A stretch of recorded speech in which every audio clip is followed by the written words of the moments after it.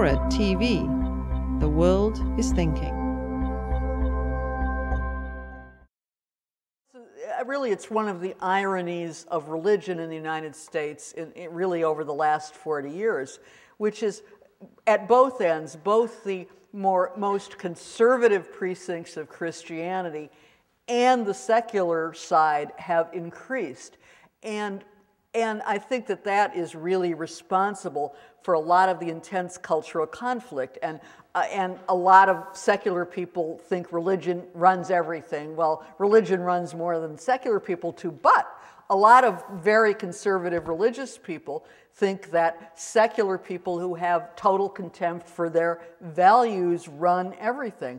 I am not the least bit surprised that to read that when Obama's social secretary Desiree Rogers was dumb enough to say to some reporter that the Obamas were going to have a non-religious Christmas in the White House, that immediately the creche was there. Because if they had decided not to have a creche there, they don't have a menorah there, but there's a menorah right on the National Mall, all you would have to do is to say that. You know, maybe even the Christian right wouldn't have noticed if the creche was left out. But the social secretary needs to take lessons from Miss Manners, because in America, once you draw attention to things that people think they're losing, and one of the things that deeply conservative religious people think they're losing is an America, in fact, that never was, in which conservative religion dominated everything.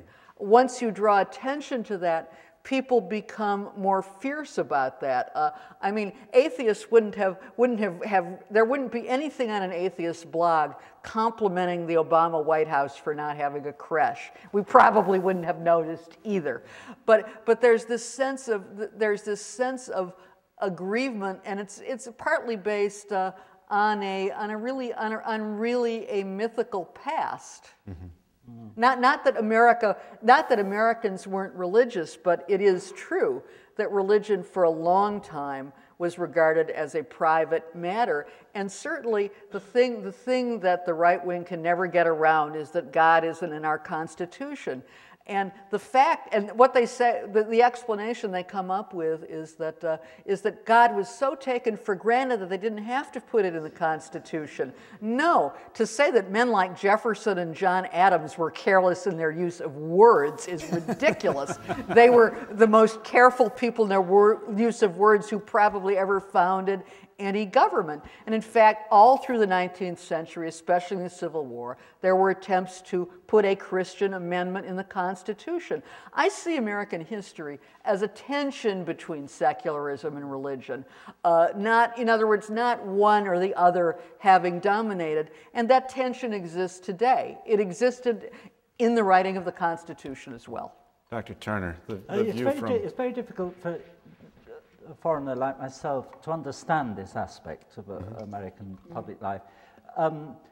In Britain, you, formally speaking, have a state church, and yet it doesn't make the blind bit of difference to one person when it comes to a political issue.